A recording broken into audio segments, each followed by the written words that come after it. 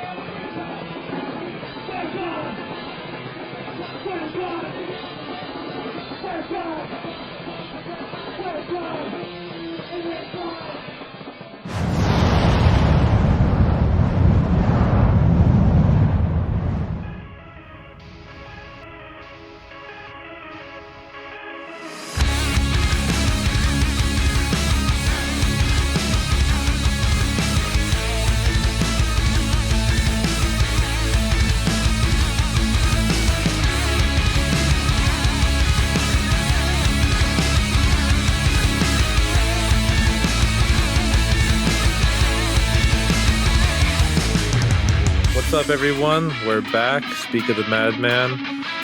I am Joshua. This is Joey. And after a little bit of a hiatus, we are coming back in, bringing in this new year. Speak of the Madman. Podcast 2023. Joey, how are you, and what have you been listening to? I'm doing good. Thank you for asking. I hope you've been good in the last 3 months that we've been on hiatus. I hope everybody out there is doing well. What have I been up to? I've been up to many things, of course.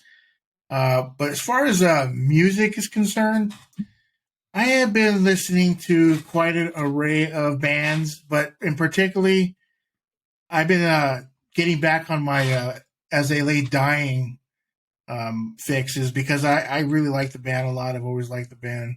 I think I like pretty much every album of this band, so I've been back listening to their catalog. And they got a new album out. Let me see I don't remember the name of the album. Check it out for once. Let's see here. The name of the album. This is with Tim back in the band. I think the Shaped by Fire. Well, actually, that came out like 3 years ago. Time is just flying so fast. Me and Josh. But it's new. It's new to you, right? It's new to you. That's all that matters, right? It's my experience, and that's the new album. I think at this point right now, I was watching a live concert of them, and I think their guitar player is like him and the guitar player, like the only original members of the band now. I think his name is Nick. I don't want to get his name wrong, man. Nick Hoppa, is it? Nick Hippa. Nick Hippa's not in the band anymore. I think the other the bass player is not in the band anymore. Was it Josh Gilbert? I think his name is. So, and then the other guitar player. No, that's it. The other guitar player is still in the band, and the drummer's gone. So their drummer, who was like the original drummer, is Jordan. It's only two guys now in the band. So I haven't read too much history about like what's been going on, but I just know that those members. And excuse me for all the hardcore As They Lay Dying fans out there. I just don't follow up with their personal lives too much, but they're probably affected by what happened with him when he got arrested and put in prison for conspiracy, or not a conspiracy, but just attempting to kill his. Was it his wife, or was it his ex-wife or something, or a strange girlfriend? I don't remember. A partner of sorts. Partner, mother of his children. I think he's got kids with her. Mm-hmm. And he was going to the gym, apparently, from what I remember. He was going to the gym, and he was speaking to an undercover cop or something like that. And this undercover cop, he was talking to, he said, "Hey, can you He gave him money. He said if you can take care of her, he would pay her it was like 10 grand or something like that. That he was saying he was going to pay her or something, and he gave him money, and then he ended up basically that's how he got arrested. He was talking to an undercover cop, and then he got convicted of I don't know the exact charge, but committed murder on his. I don't remember. I don't know the relationship with his girlfriend. Basically, put a hit on his lady.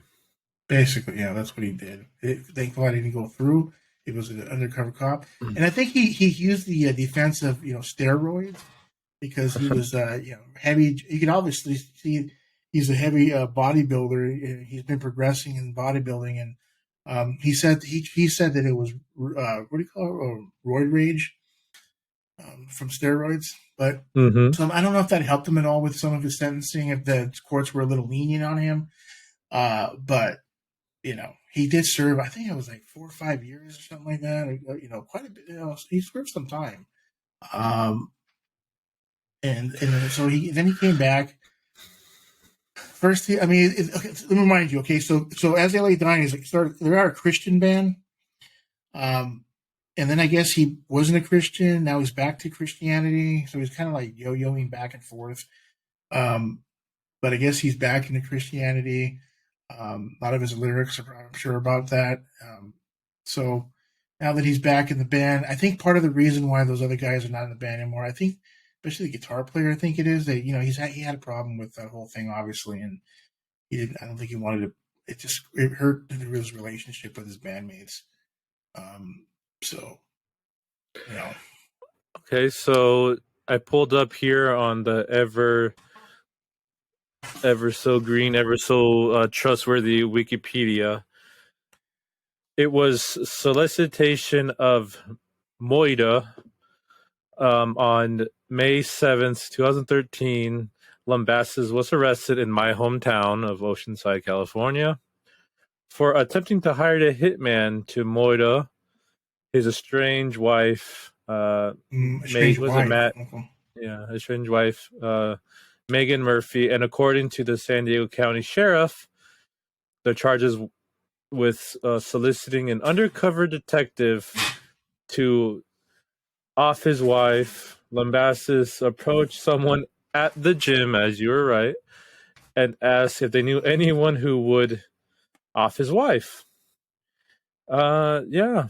So, and then it goes on to say that he gave the undercover agent an envelope containing $1,000, a picture of his wife, and the address, and the code to the gate, and the date on which to do the offing.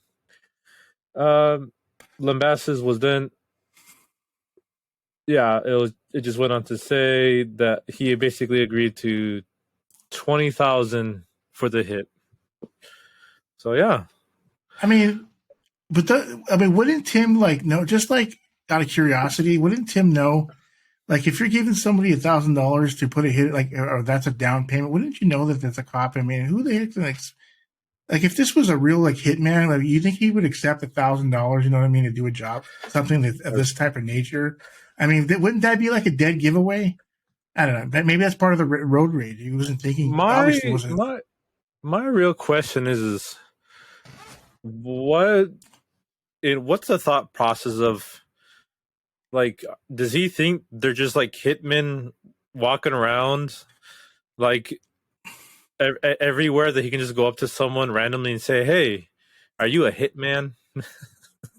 Well, I don't know, man. Maybe he was talking to this guy at the gym. One thing led to another. He started talking about how he hated his wife. And then the guy maybe just said, but maybe the guy happened to be a cop. His luck was that he was talking to a cop, right? And then he started talking about how much he hated his wife.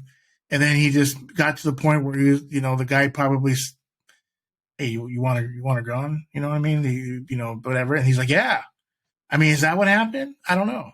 I don't know the details about that, but I don't even know how you even get in the position. You don't like your wife, your estranged wife, but why would you even?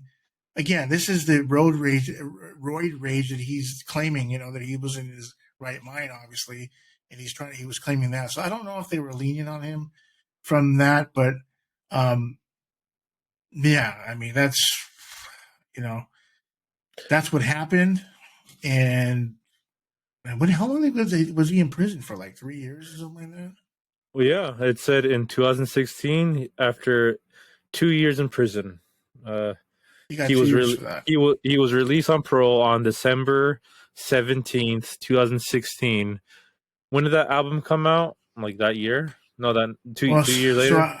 2019, 2 years later, but I think the original guys were in that band. Let me see. Yeah, so they were able to put it together. They were able to give us an album with all the you know the I don't know if they're original guy. Yeah, I think they are.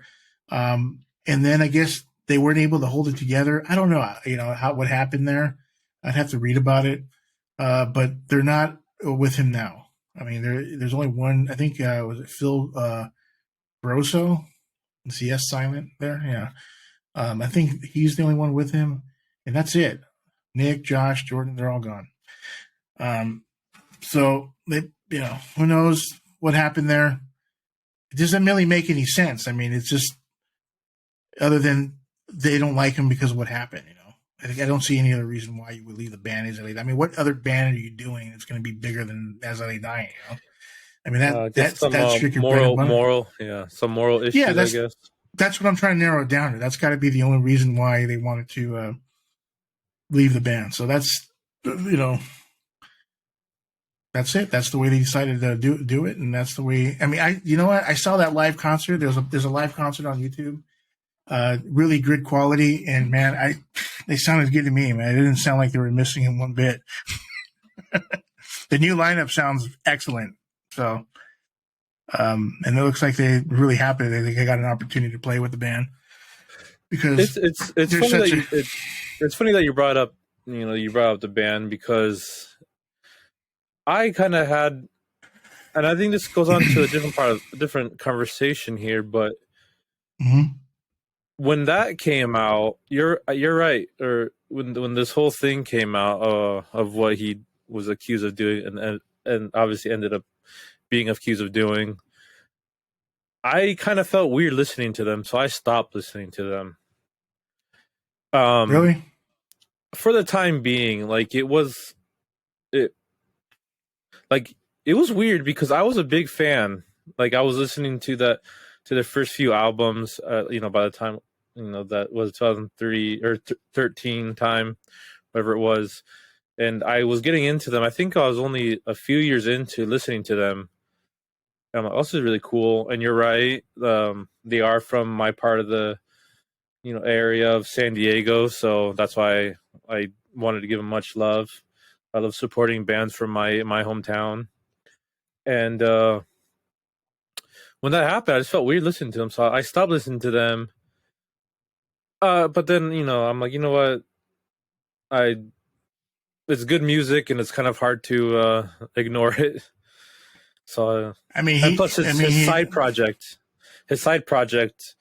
I kind of hate to say, but I do love his side project of the Australian Death Machine, a tribute to, probably the greatest bodybuilder ever, Arnold Schwarzenegger.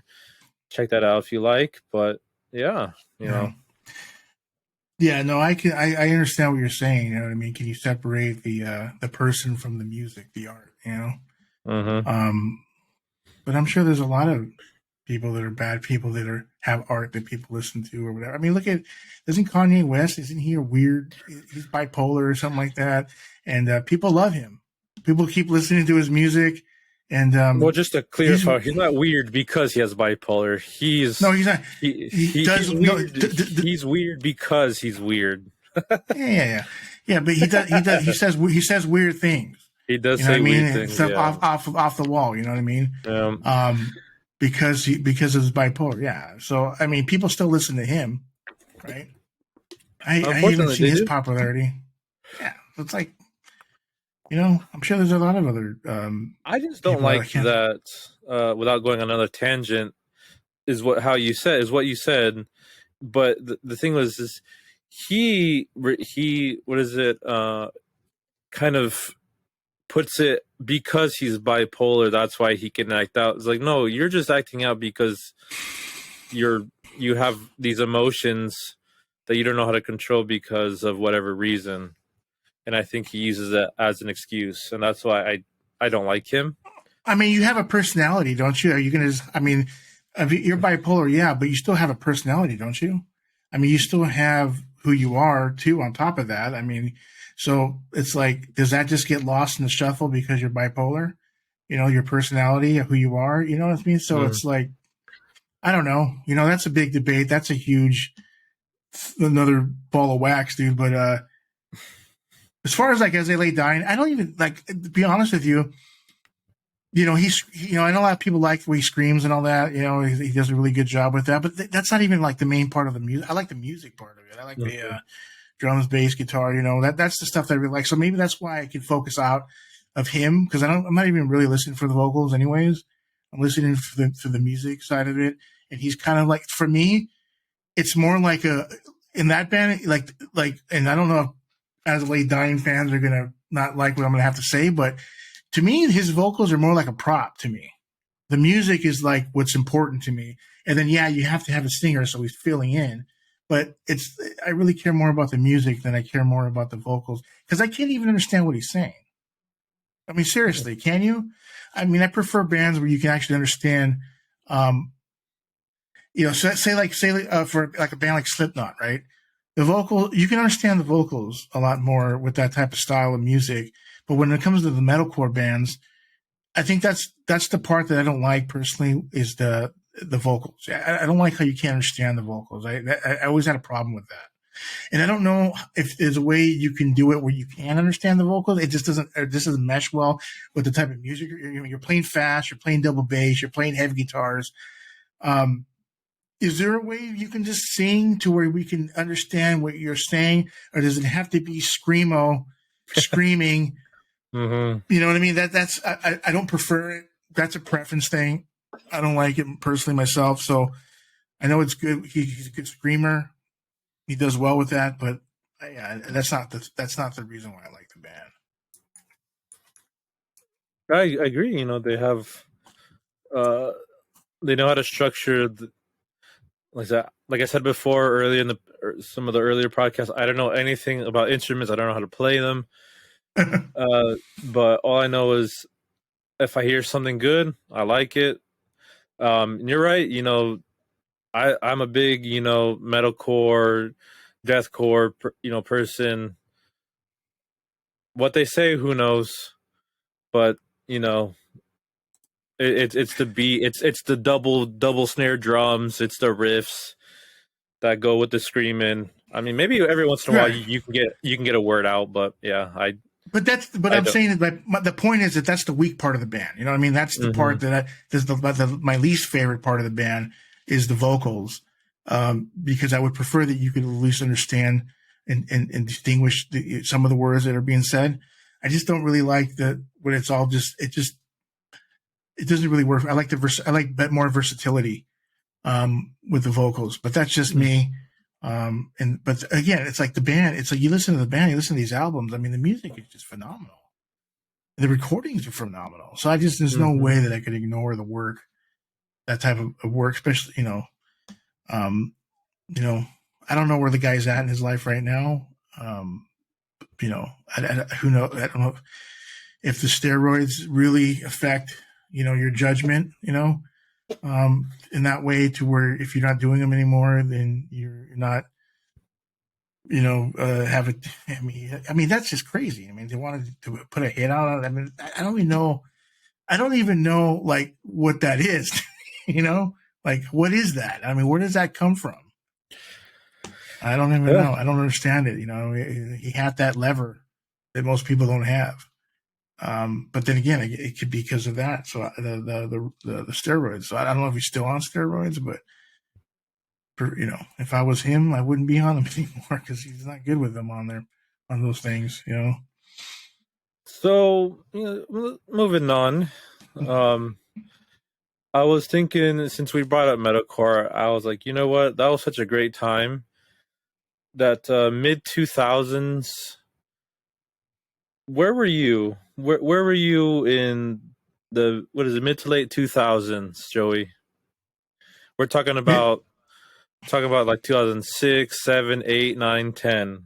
Where was were I at, you? like with music, or where was I at in my life? What do you mean? Everything. It's kind of a challenging part of my life. I just broke up with a girlfriend, and that's probably that was like a pretty dark time for like 4 years, I would say. I was hanging out with a buddy of mine, Jeff from high school. It was funny because back in when we were seniors in high school, he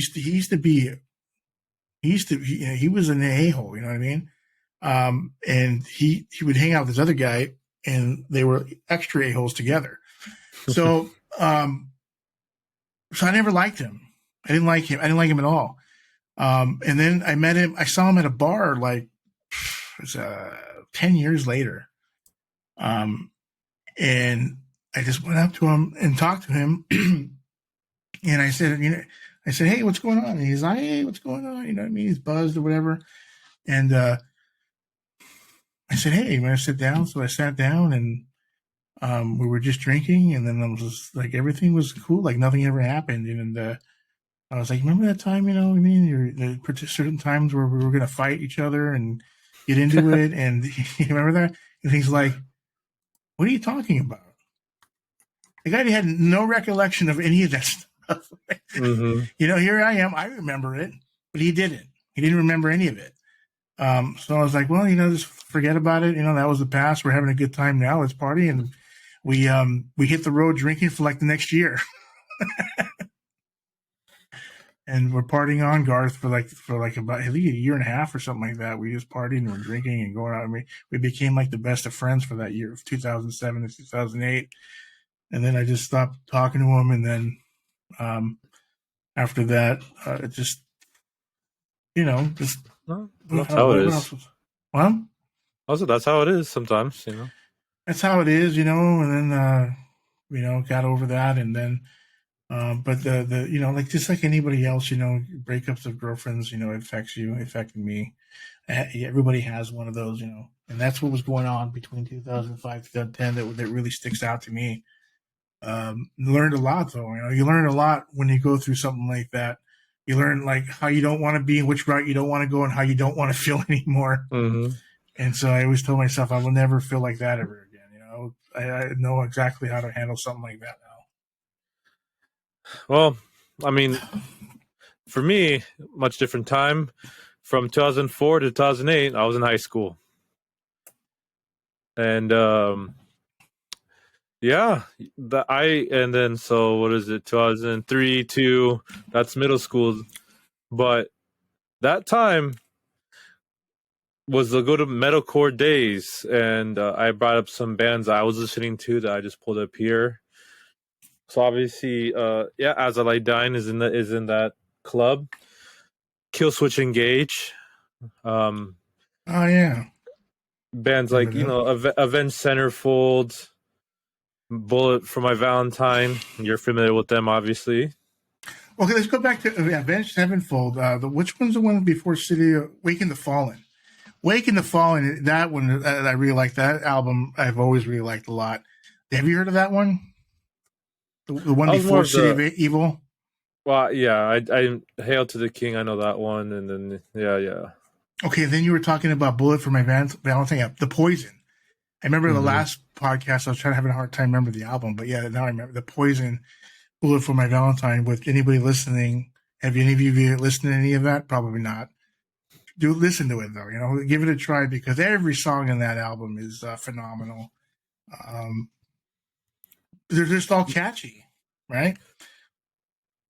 Well, it's funny because it's like that time, the aughts.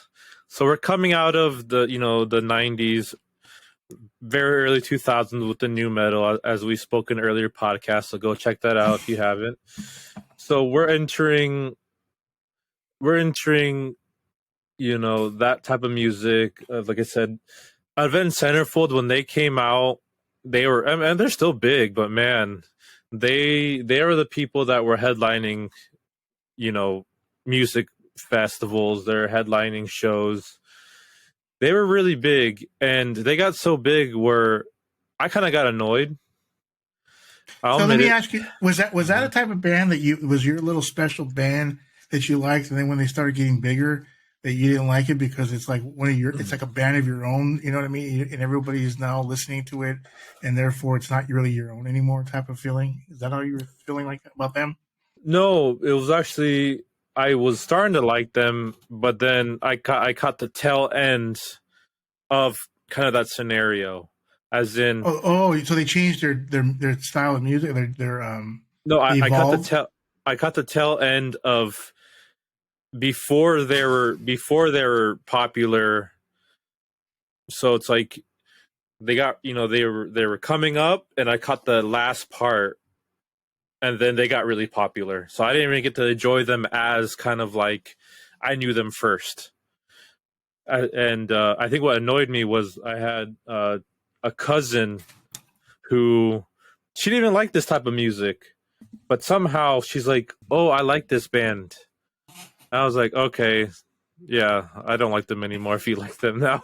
Well, that's what I was saying. Well, that's what it's kind of Yeah. what I was saying. Is like the band is like kind of one of your own. You like when nobody like knows them and they're intimate to you. And I now feel they, like I didn't. Yeah, I feel like I didn't even get a chance to really like them because once they got like that's the problem. I feel like I didn't even get a chance to really like them before I can gatekeep. But yeah, everybody. going back now, I'm like, all right, I missed out. They have really good albums. Um, I'm trying to pull up a song here that I re-listened to, or somehow it came up on my playlist. Let me see if I can find it. I don't know the name of it, and I was like, this is a prime example of like, all right, I missed it. But while I find that, you know any other bands, Joey, of kind of that time? You remember the style? 2003. Yeah, like that middle of the Well, it's aughts, middle. like I was mentioning earlier, Slipknot was doing well at that time. I Mm-hmm. mean, they're still doing well now, but I mean, they were doing really well at that. I think they came out with subliminal verses. It's called Volume 3 or something like that. Um, Around that time, I want to say, which was really a good album. They got that video where all the kids come in and they're playing in that broken down house and everybody's just like destroying things. Remember that? Actually, I do Um, remember that. Yeah, that's it. Yeah. what's that song called? Oh, that I don't know. Oh That's not man, I'm not before. good with name. I'm not good with names, man. Yeah, I'm not. I just And everybody, yeah. I have to look it up now. That song. Um, trying to figure out what's that one song that came up on my playlist. yeah, I gotta figure out what that song is before we move and see. It's like the main song off that Duality. That's yeah. That's why it's hard because it's like it's not in the main, chorus. The name of the song. Like usually, people will sing that. That's why it was hard to come up with that. I But I only know really, like I only know like two or three names of the songs, and they're from like that first album. Like I know Eyeless, um, Wait and Bleed, and oh yeah, Before I Forget, but that's on one of the other albums. Those are only the ones I know by name. yeah, it's hard to get some of these names sometimes. I remember they played on Jimmy Kimmel, and you would think they're going to play something heavy, and they ended up playing like the acoustic version of Was it No, it wasn't the acoustic version. No, I'm sorry, it was the regular metal version of Vermilion Part Two. I think it's called. Mm-hmm. Or is the Part Two the acoustic? I'm not like. It's been many years since I've listened to this album. It's been a while since I really. I don't know if it's Vermilion Two or if it's the regular Vermilion. That one of them's acoustic and the other one's has the heavy guitars and stuff like that. But anyways, they played that song on the Jimmy Kimmel. But still the way the song starts out, it starts off really soft and slow. So it's kind of like I don't think the crowd was expecting to have like a song like that from Slipknot, but it worked out though. I mean, it's a really good song. And it's unfortunate that their bass player, what is he called? They call themselves by numbers, right? So I think Well, I their think his bass name is player Six. is he. I thought he's 4. He's number 4. I I thought it think was. Six. Or is it Sid? Right? No. Sid is the turntable guy. I'm talking about the bass player. Paul Gray. He's number 2. Okay. Yeah, Paul Gray, number 2. Yeah, he died of poly drug overdose, unfortunately. Oh yeah. I think he was. I don't know if it was one of those fentanyl type of deals or if he was doing Oxycontin. One of those mixing drugs like that. It's just so bad, and I just really hate to hear stuff like that because it's so dangerous to do stuff like that. But he died of that of drugs, and it's unfortunate, man. It's because it's just. And I think, and then obviously, and then the drummer just passed away, Joey Jordanson, too. So, man, they already got 2. Yeah, fentanyl. It says right here. I'm looking at Wikipedia. It is sourced. Morphine and fentanyl overdose. Yeah. Oh, then he was taking Xanax too. Man, that's just tough, man. It's like everything is going on for you. You're in a very successful band. You're doing world tours. You're putting out albums. You're riding on a high, and then that happens. It's like Jesus. Anyhow, so that band, I think 2003.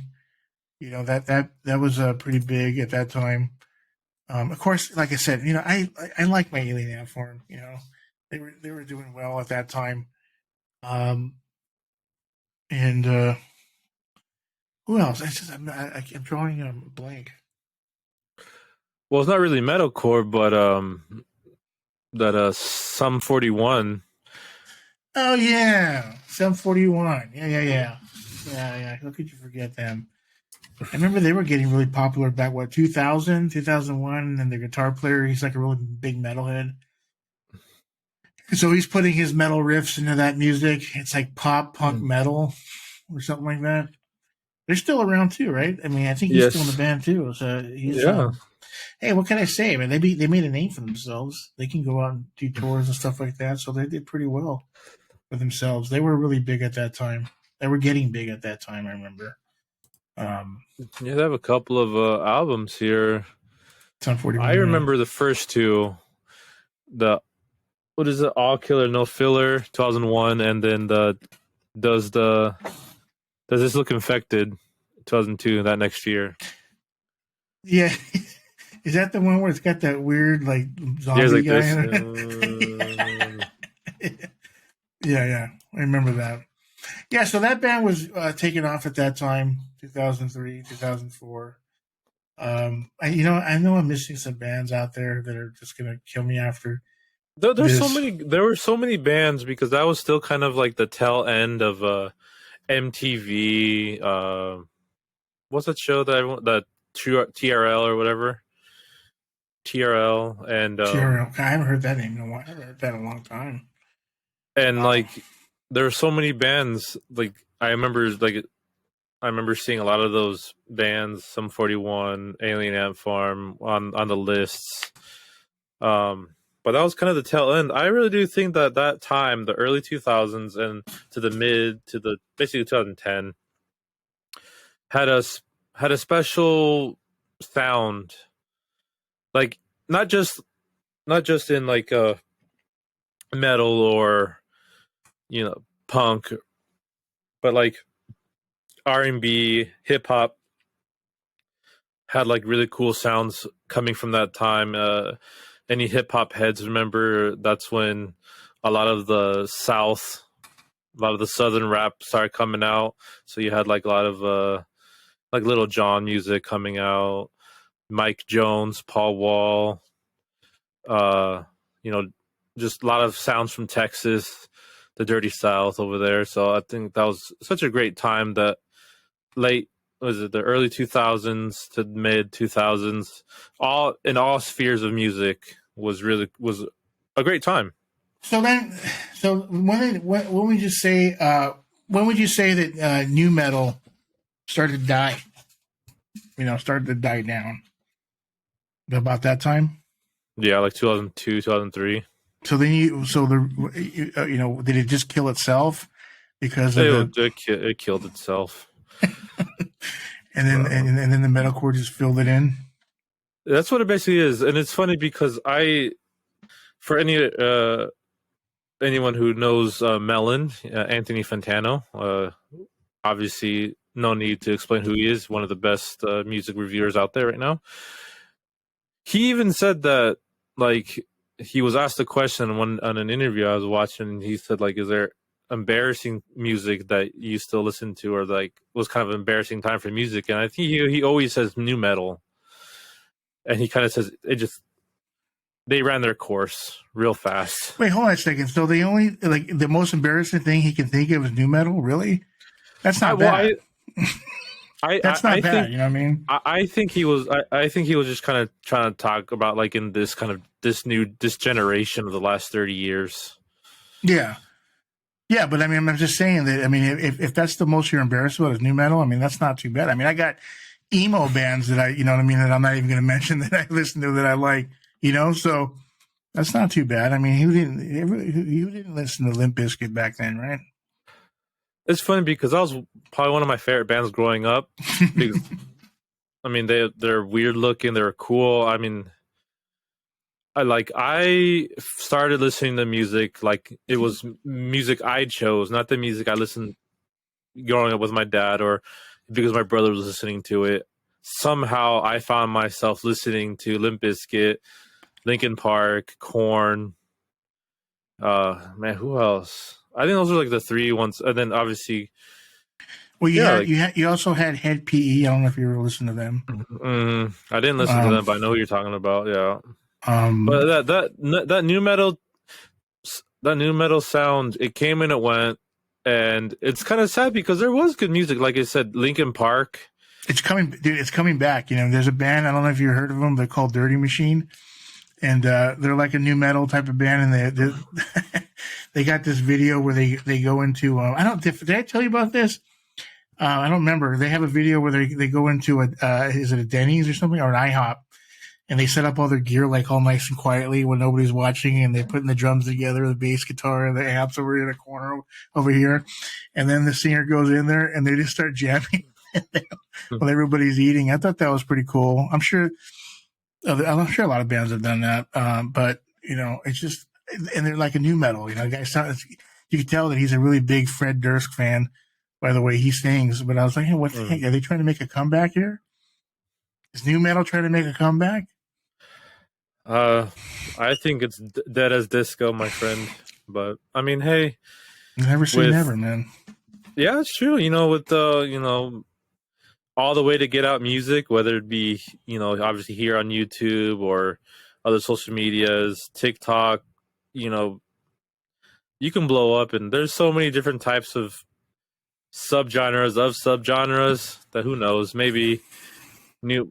I mean, I don't think we'll ever see it as big as it once was, because that was a special time. But like I said, man, I remember vividly buying Linkin Park, Hybrid Theory at a warehouse, the CD music store, not a random warehouse. I remember buying that album, and I remember for some reason just I put it on and I listened through it straight through, and it went by so fast. And I'm like, wow, this is such a great band. Yeah, and it's kind of hard because I'm not. I kid you not. When Chester died, it's hard to go back to listen to it because I felt bad because I kind of stopped listening to them, and then I was like, man, I kind of felt bad because I was a big fan of their first few albums, and I just kind of just petered off. And then when he died, I was listening to him again. I was like, wow, yeah, it's like I can't believe like we're not going to hear this guy has great vocal range, and you know we're not going to hear that anymore. And it gets me sad every once in a while if I hear Linkin Park, because knowing that. So yeah, I know what you mean. But I mean, it happens. You know, there's a lot of albums we like and we really listen to a lot, and then you just move on to something else, and then you kind of put it in the back, and then you bring it out later, and you're like, it's almost like a rebirth or something like that. You know, because you're like, okay, I forgot about this. Oh, this is great. Let's listen to that again. That happens. I mean, it's happening to me with As They Lay Dying, and I stopped listening for like a couple of years. And then I started listening to them again, and they got a lot of great music. So it happens, you know. I remember something you told me a long time ago, and I don't know how it was even brought up, but you said that you kind of have that same feeling with Lance Staley. With Lane Staley, the Alice in mm-hmm, Chains. mm-hmm. Yeah, and like right now, I haven't listened to Alice in Chains at all. But it'll come back, you know. I'm sure I'll start listening to them again. They have that new, huh? What was I say? It's that same thing that I feel like people say with Soundgarden and Chris Cornell. Yeah, I mean, you're not going to hear any more albums with them. But you know, on top of that, though, they left such a huge mark when they were here that you know, I'm always going to enjoy the albums they already put out. You know. But don't you think, you know, as a social scientist as we are, don't you think it's kind of like, I don't want to use the word funny, but it's unique that there's some artists that you kind of feel sad listening to because they're gone, but not others. Like to me, like I love listening to like, you know, Tupac, but I don't get sad. Like the feeling I get, like for like the example I said with you know, Chester and Linkin Park. Yeah. The same thing with like Nirvana is kind of a different one too. But it's like I love listening to Nirvana, but I don't get sad. But I know some people do get sad listening to, you know, that because know that obviously what happened. I think the only time I would get sad is if the song that I'm listening to is particularly sad. Mm-hmm. You know what I mean? But if it's more of like an upbeat song or something like that, then probably I won't be thinking about that. I'll be thinking just more about the music itself. But I could see like if you're listening to something that's a more sad, soft type of thing, that you could feel like that, you know, especially if it's got some piano behind it and it's really soft. And I could see that, you know, you can get sad like that, but it's just the way things go. I just think that those artists made such a big mark, bigger than so many other people that try to play music. Cause you know, I mean, let's face it, you know, 99% of the people who try to play music don't do a very good job at it. And it's that 1%, you know what I mean, that takes off. And so they did, you know, so well that, you know, their music will live on forever and stand the test of time. So I'm just glad that they were able to give us those, the music. And another thing too, is I listened to more Megadeth lately because I stopped listening to them for a while. And then I really like Dave Mustaine's vocals. I mean, who else? Mm-hmm. Nobody sings like him. Okay. Can you name anybody who sings anywhere like him? No. He does have a very unique voice. And you can hear it. You can hear it perfectly displayed on like bad with the names, but he goes, you know, it's like hello meet the real me. Like that is my favorite. That's like perfect Dave Mustaine voice because that's literally him just talking to himself. Yeah, when he talks like that, the way he does it, the way he delivers that, I don't know anybody in the business that does it that way. Sweating bullets, that's what it was. He does it in a way where it's like comical, but nobody's laughing. You know, people take it serious. It's like a comedic effect, but is that a word? But it's like it's got a comical effect. That's the word. Mm-hmm. Yeah, that's the word. But it's taken serious. You know what I mean? Like he's the only person that could pull that off.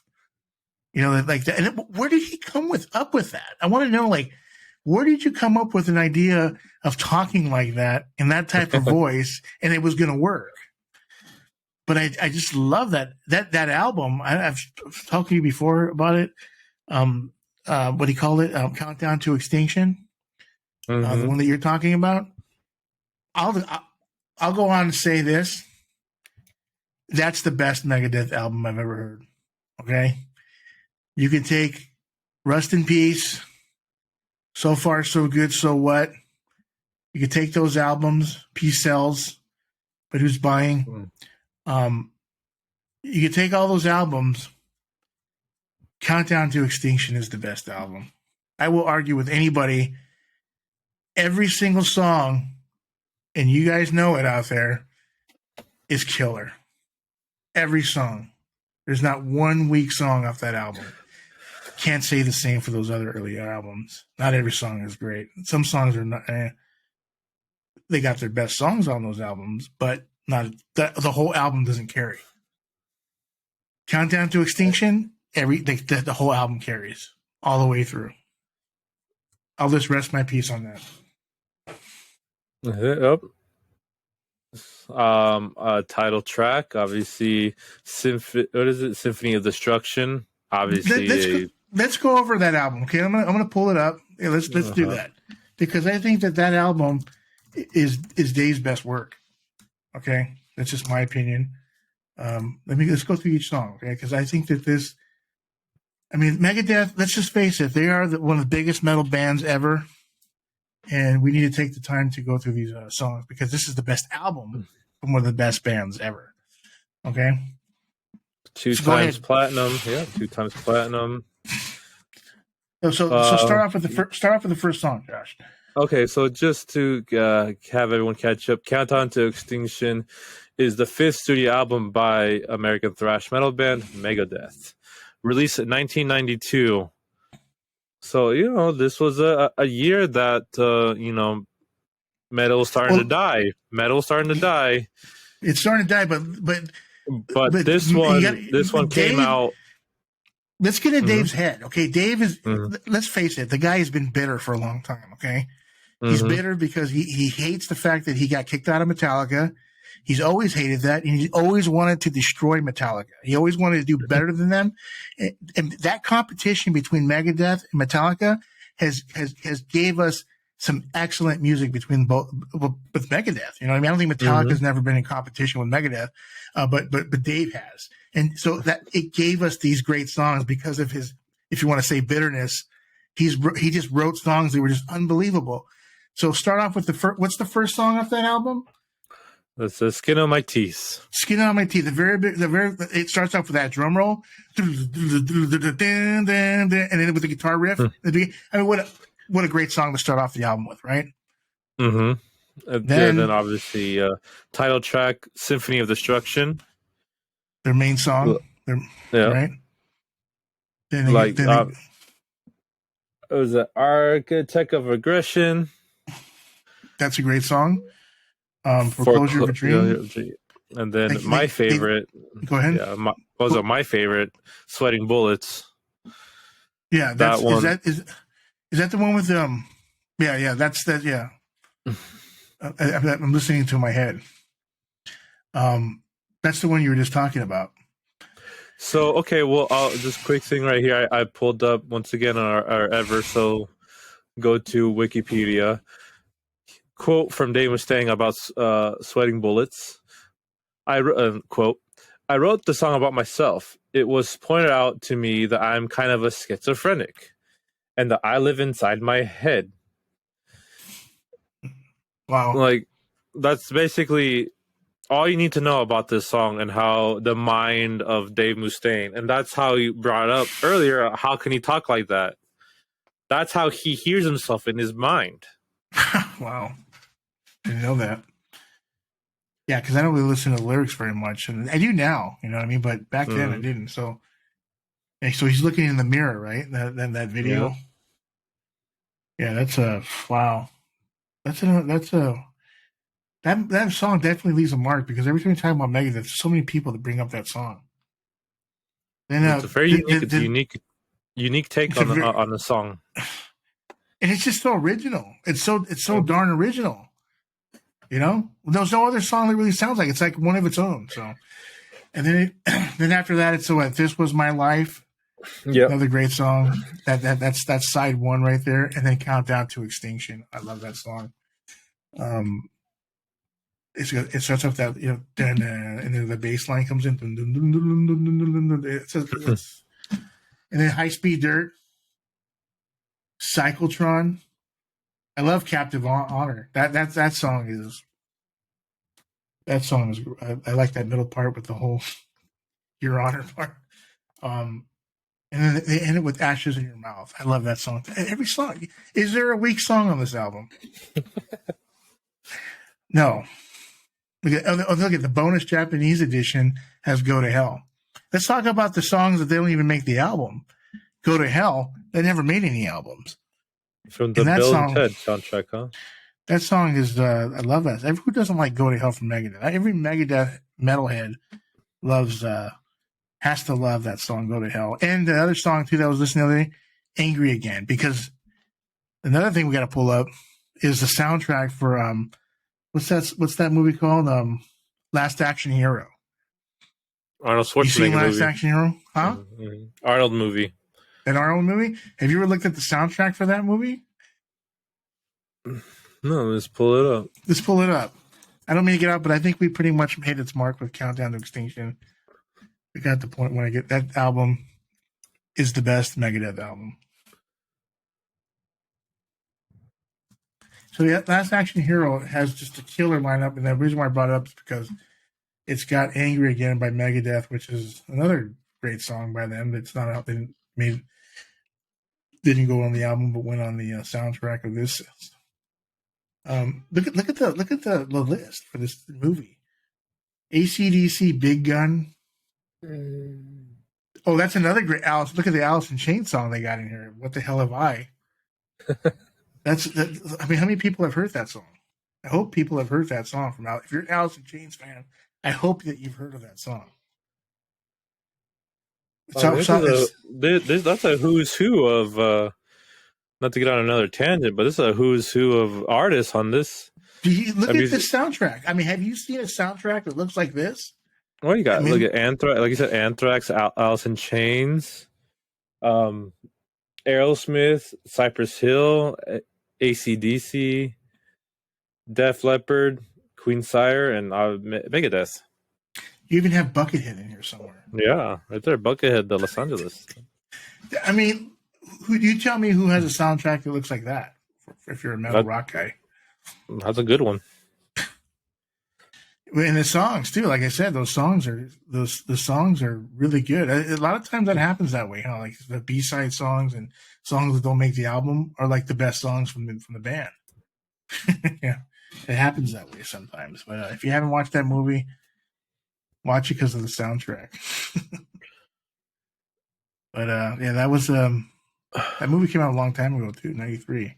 You were born back then, right? Yeah, you were around at that time. I mean, yeah, like to Countdown to Extinction, very legendary album. Yeah, wow. So this is your favorite Megadeth album? Yeah, I'm making the argument that this is the best Megadeth album they've ever put out of all time. I mean, I don't think any album is better than this album. It's polished. Yeah, I'm looking at it. You're right. It's like I'm looking at like obviously Rest in Peace. That's one of the obviously another classic with Holy Wars. I mean, I'm a big fan. I love the Hangar 18 song. Yeah, I mean those songs are those are their big killer. Those are the flagship songs. I'm saying, but I'm talking about the whole album, though. I mean, we're talking about the whole way through. And you're like it's like Allstate. You're in good hands with this album, okay? With every single song on this thing because the whole album carries the whole thing. I was making this argument with a friend of mine from work, and I was telling him about Countdown to Extinction, and he said the same thing too. He's like, "Hold on a second, you know what? You're onto something here." And I said, "Look at the songs. Look at each song. And how many videos? I think they have videos for 3 of the songs that are on this album. I want to say, I think they made videos for 3. I'm sorry. There's a video for Skin on My Teeth too? I think. I can remember. I think there's 4. Skin on My Teeth, Symphony of Destruction, Foreclosure of a Dream has a video, and Sweating Bullets. So there's 4 videos on this album. All those videos on the first side, actually, of the album. But this album right here is the best Megadeth album. I'll say. I mean, I'll go to war with that. Okay, but where does it fit on? Is it your top 10, your top 20 best albums ever? Oh, geez, that argument.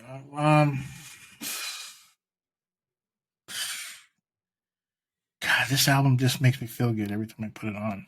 I could, you know what I mean? It's like one of those albums you can put on there, and you're just like you're in good hands the whole way through. You know, there's not going to be a weak song. It's going to have to be probably because I'm thinking I'm thinking about albums. I'm thinking about the whole way through, right? Yep. I mean, it would have to. I might be able to fit it in the top 10 because again, I'm a metal guy, right? So this is purely preference. And if I'm going to be a metal guy, how could this record not be in there? That's what I'm looking at. How could it not be in there? I mean, what's going to be? I mean, how much stuff is better than this? I mean, obviously there's a couple things. I mean, but top 10, sure. Like this could, yeah. I mean, it's really such a polished album too. I mean, I feel like Megadeth was at their prime at this point. They polished off any type of kinks they had from the previous albums, and I think that they were just perfect right here. I think the lineup was perfect. I like Marty Friedman. I liked Nick Menza. I think that was the best lineup they've ever had. Okay, so because we know that Megadeth has been through. There's probably over. Yeah, they have a lot. The turnover for that band is just ridiculous, you know. But at that time, with Marty Friedman and Nick Menza, Dave Mustaine, and Dave Ellefson, I really think that was their best time for music right there, and they put out the best album. So yeah, I would say, sure, I could make the top 10. What about you? I mean, for sure, it's top 5 bands, but album. I mean, album. Yeah. I mean, I have to do a good listen. For an honest review, I'll have to do a listen to that one and Rust in Peace. I mean, let's pull up Rust in Peace. Let's give Rust in Peace its respect it deserves right now. Okay, so let's go Rust in Peace. Let's take a look at the song. Even if I were to do a comprehensive look, I like to look at everything. Sure. I'm a total package guy, and a total package guy, I include album artwork. And yeah, the artwork is phenomenal. I love the artwork on this. Yeah, it's got real politicians on here.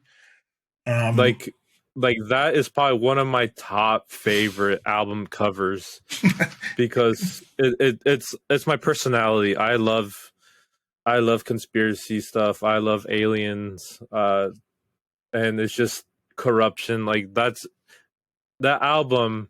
The stars align with the sun. Everything aligns perfectly for you. Like I look at the album. Okay, that sounds like a good CD. Like it looks like a good CD. And like Countdown to Extinction it's just a guy screaming. Yeah, the album cover. Yeah, the album cover is not their best cover. Let's put it that way. I get that. I mean, if we were to have this album cover with Countdown, then it would have been a better cover. Obviously, this is probably. I mean, what is the best Megadeth cover? Mine's Rust in Peace. I mean, everybody out there, write down what is your best, most favorite Megadeth cover, because they have great artwork. I mean, they always do. They always go out of the way to put a really good cover, or they do their best to, except for a couple albums I remember seeing. I think Risk is really garbage. Yeah, Risk has that mouse. It has that little mouse on there. Dave, I don't know where you were at that time, but yeah, that was a dud.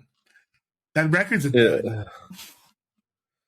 But I don't know. As far as like albums, what is your favorite album out there? Leave it up to anybody who wants to type in their favorite Megadeth cover album. I think Hangar 18. It's yeah.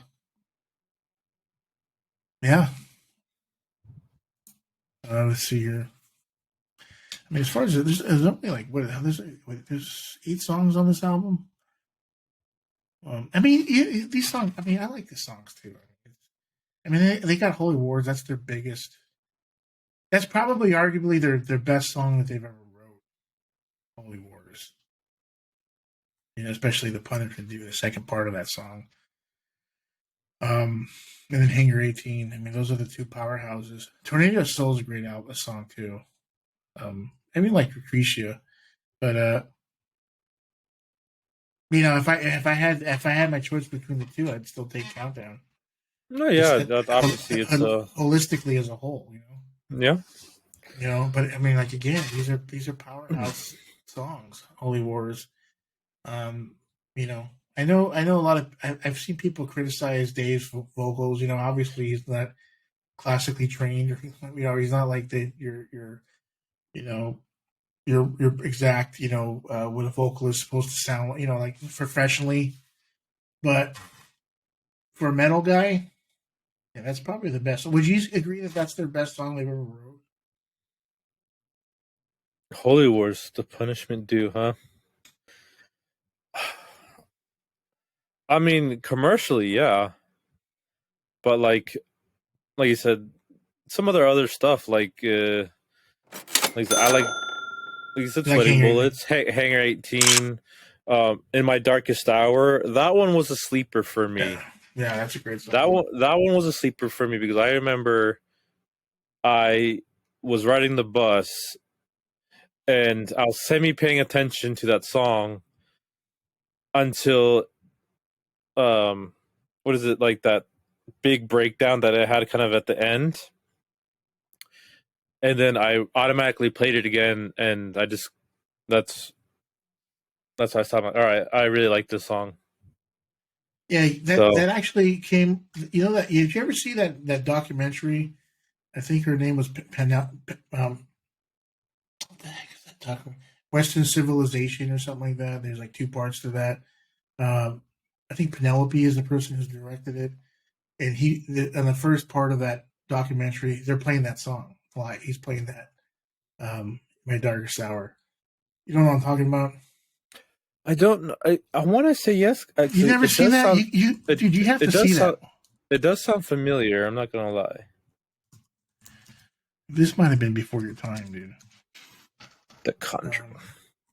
The decline of Western, the decline of Western civilization. It's a documentary by Penelope. How do you pronounce her name? I don't know. Furious. I never understood how to pronounce it. I mean, I've seen this. I've known about this for like a long time when it first came out. If you look at the decline of Western civilization, there's a lot of talks about the hair bands. Talks about the hair bands back then. Talks about the band Wasp. Chris Holmes, which I think he played with Ozzy Osbourne for a certain time, if I can remember. I don't know how this guy didn't. I mean, this guy was a big time alcoholic, I think. Yeah. Yeah, you got to check this out if you haven't seen this already. But Megadeth is on here. Is it part 2 that they're on? Well, it has to be because the first one came out in 1981. It looks like. Yeah. Okay.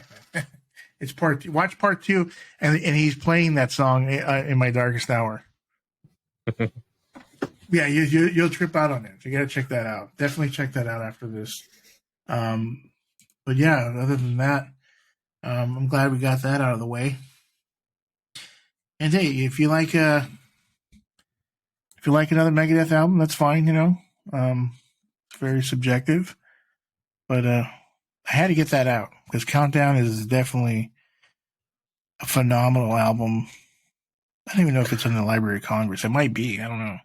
I watched this like a little interview that Dave Mustaine. Someone asked him, "Is there any songs that he doesn't play anymore?" And he said The Conjuring. Yeah, because he's Christian or something like that, right? I think he's in a Christianity, and it's probably got some. Oh, so I found agree. I found the transcript or someone that pulled it up. I remember watching it, so I think it's funny. I think this is the one I watched. So it says on the interview, Mustaine said, "I used to do black magic when I was a kid. I put a hex on a dude, and his leg kind of got messed up. The other one was I put a hex on this girl, and the next night she was ill. Well, she was in my bed, so I think it worked." End quote. Yeah. So he did all that. He experimented with all that stuff. Well, he was like a Jehovah's Witness coming from a household like that. And so, did you know that before Metallica, I didn't know about this, so I was reading about it. He was a band called Panic. And did you know that, like, on after their second show, one of the members, the drummer, and then the sound engineer got in a car accident and died, and then that band ended, and then later on he answered the ad to Metallica. Did you know that? I don't know. Yeah, I didn't know that either. But the member got in a car accident, and that's how the band disbanded. So I didn't. Well, I was going to say it also, as he said later or more on the reference, he doesn't play the song anymore because it's referencing satanic rituals, and according to Mustaine, it contains instructions to hexes. That's kind of creepy. Wow. So he doesn't want to perform it, even though, well, yeah, I guess he doesn't want to support it. He doesn't want to advertise it. Even though it's out there. But and not only that, but there's some bands that he won't play with because he won't play with certain bands that are, I don't know if they're Satanists or something like that, but too devilish, yeah. They're too devilish for him, so he won't do that either. He's an interesting character, I will say that, Dave. But man, he's a legend in his own right. I wonder if he's still bitter about Metallica. I mean, they talk to him and all this stuff, but the way Dave is, I wonder if he's still he still never put out an album that went over Metallica. As far as like record sales or whatever. He tried to. They put out the Black Album when he put out Countdown to Extinction. It's like kind of stole his thunder. He feels like they stole his thunder, but yeah, why? I mean, why can't we have two? There's enough space for the both of yous. Why can't we do both? But he really wanted to outshine Metallica. He really wanted to stick it to Metallica. Like, you shouldn't have let me go. You see what I could do. You know what I mean? He wanted to be in that corner and be able to look down. I think we've talked about the topic, and I think it's funny because we can't have both, because if we didn't, then we wouldn't have Megadeth. No, I know that. Yeah. So I think it's like his bitterness is what drives him to write great music, or partially. I feel like he wrote a lot of that stuff because he was trying to put out a better album. So he really worked hard at trying to get the better album than Metallica. He wanted to shove it in their face, right? And he came out with some, huh? Yeah, he came out with some really great stuff. Well, I was going to say, and once again, somehow, I don't know how we keep bringing it back, but Dave Mustaine kind of lives in my part of the area too. He lives over here in at least he did in like the Fallbrook Temecula area. I think he has. That's right up your alley. Yeah. Well, Fallbrook is like not right. That was close. Is it? Yeah. Mm-hmm. So yeah, very weird. You're in Oceanside, right? We're all very collective. We're all very. It's like saying, I don't know, like Anaheim and I don't know, Garden Grove. You still there? Freeze? Yeah. We're having some technical difficulties, but we're back on. Yeah. So no, it's the Conjuring. We're speaking of it, and it's causing a hex on our stream. Yeah. He's an interesting character, but I mean, what's the reason for the huge turnaround? I mean, what's the turnover rate? Excuse me, of the band. Is he just too much of a perfection, like a control freak? Too much of a diva. People don't want to deal with him. Yeah, and they don't last very long with him. I don't know, but. What else is there, man? Well, here we've been going here for a little bit, and I'll just bring up one more little thing. Let's kind of stick on the positive side. I know you're not really a big listener to them, but Ville Valo from H.I.M came out with a new album. Has some new, was it Noir? I don't know how to pronounce it, but that came out, and he's doing a tour with it. So I think that's pretty cool. So wait, is this like And this is his solo project? this is a solo project. I can't even say it. Neo Noir. Um, yeah, I gave it a good look. I gave it a good listen to. Obviously, I'm always going to be biased because like I'm such a big H.I.M fan, but yeah, this is kind of him on his own.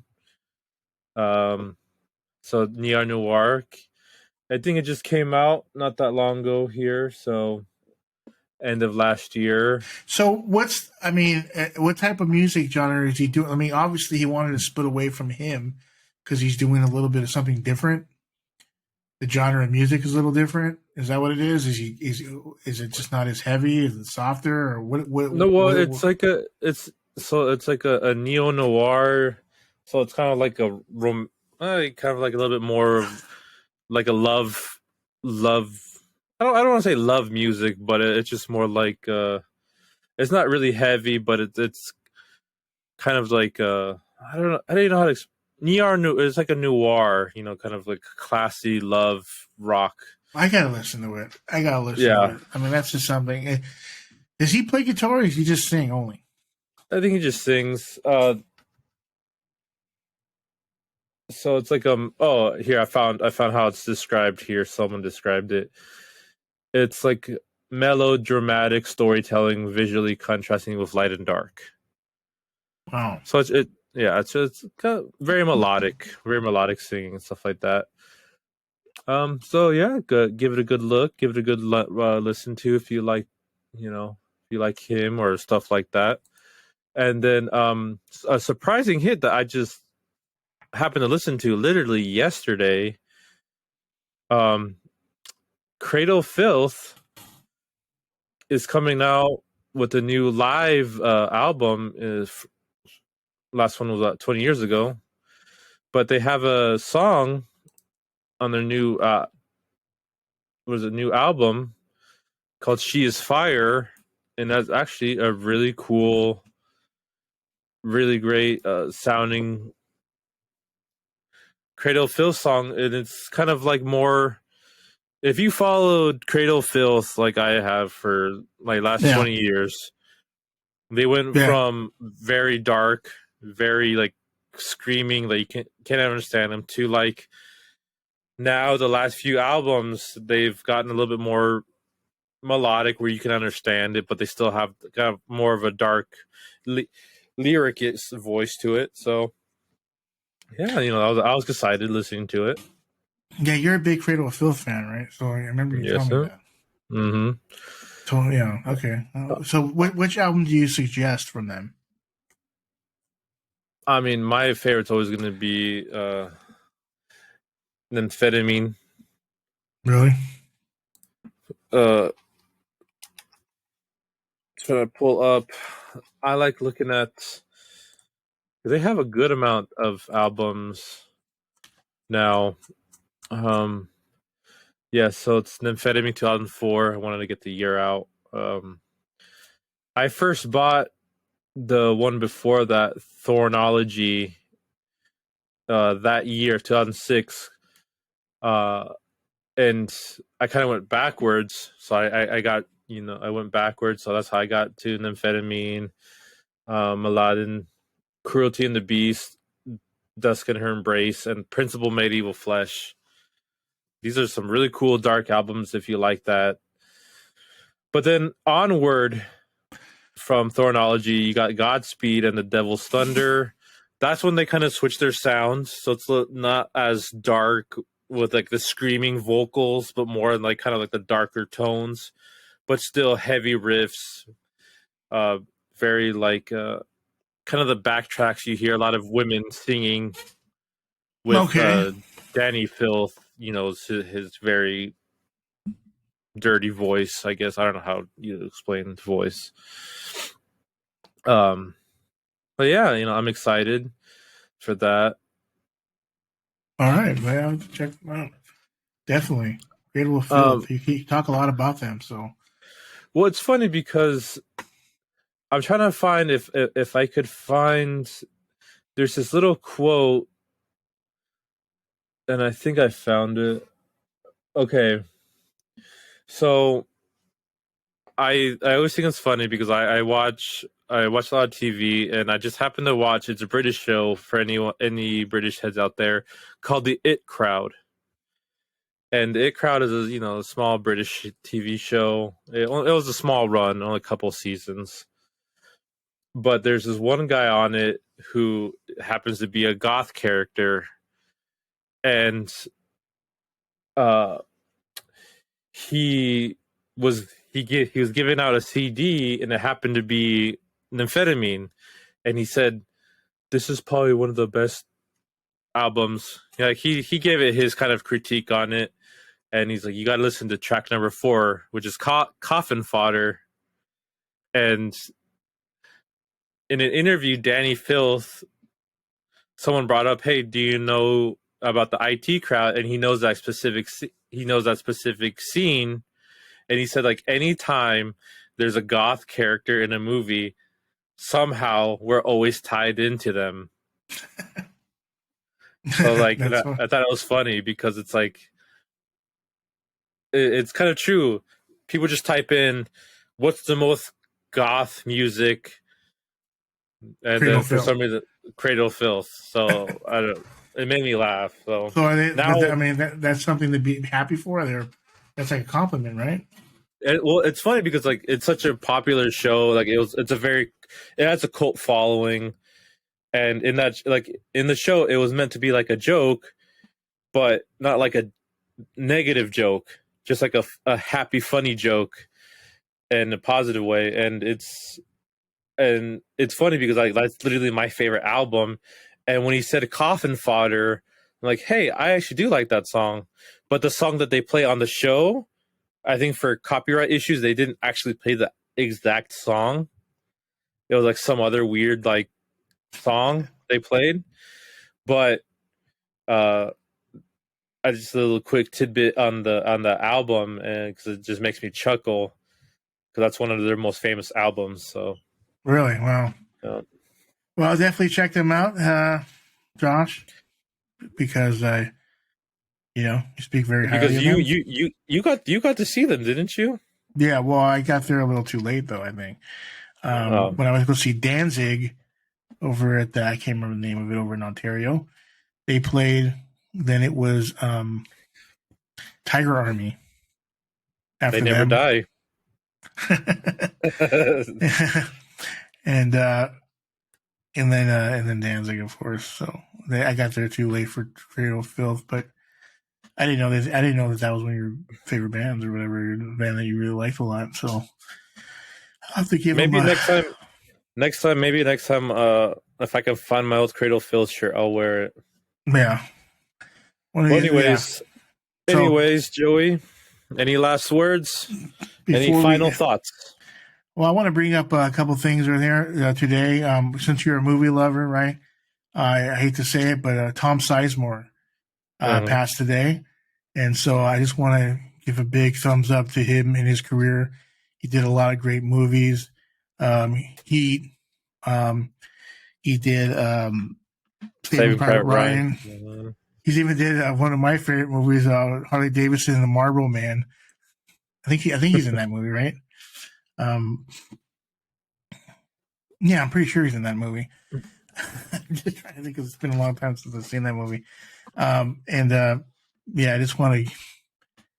Yeah, 1991, Harley Davidson and the Marlboro Man. Yeah, yeah. Let's go over this really quick. What else has he got? Let's see. True Romance. Oh, how come True Romance? Of course. Love that movie. Probably one of the biggest movies, Natural Born Killers. Oh, okay, yeah. That's kind of a cult following, right? Mm-hmm. Heat, the movie Heat, with Val Kilmer and I think Al Pacino, right? Is that Al Pacino? Isn't it? Yep. Obviously, Saving Private Ryan is probably his most famous one because of that one got the most. I didn't know he was in Pearl Harbor, but wow, Pearl Harbor. Was he in Pearl Harbor? And another one of my favorite movies, Black Hawk Down. I love that movie. That movie I bought the Blu-ray. That was like one of my first Blu-rays. That's right. He's in that movie, huh? I remember him in that movie. Wow. So I got to give it up. Tom Sizemore, what a great career he had. Yeah, I mean, it's unfortunate. But what a hell of an actor he was. He kept going. He still has some credits up until 2023. 2022. Yeah, he was still working while he was going through that guy was a true go-getter. He didn't let his age stop him. The only thing that stopped him was unfortunately his poor health. Yeah. So he went out. Dude, he worked. So yeah, I definitely want to dedicate this podcast to Tom Sizemore, and also, as I was mentioning to you earlier, my previous singer from Backside, Steve Harris. I found out today that he's assisted living because he has peripheral neuropathy. So I'm going to post a link in the video below. If there's a GoFundMe, if you want to donate any money to him. Sure, we'd be more than happy about that. And I just want to say, I just hope he gets well, gets better. I'll do the best I can. Whatever I can do for him, I'm always there for him. And I just want him to get better. That's all. And so I want to give it up, this podcast, for Steve. Love Steve, and I hope he gets better soon. That's all I got to say. All right, and obviously we speak for both. Speak of the Madman, that we obviously hope he gets better. But yeah, speaking of the Madman, the welcome back episode of this year, 2023, and we have a lot more in store for you guys. So keep on watching, give us likes, subscribe, follow us. Comments, we'll do our best to answer as many as we can, but obviously we want to thank you, and let's have this year kill it on YouTube. Yeah, definitely thank you. If you stayed to the end of this podcast, thank you very much for staying here. I really appreciate it. When you hear the word attrition, okay? Take care.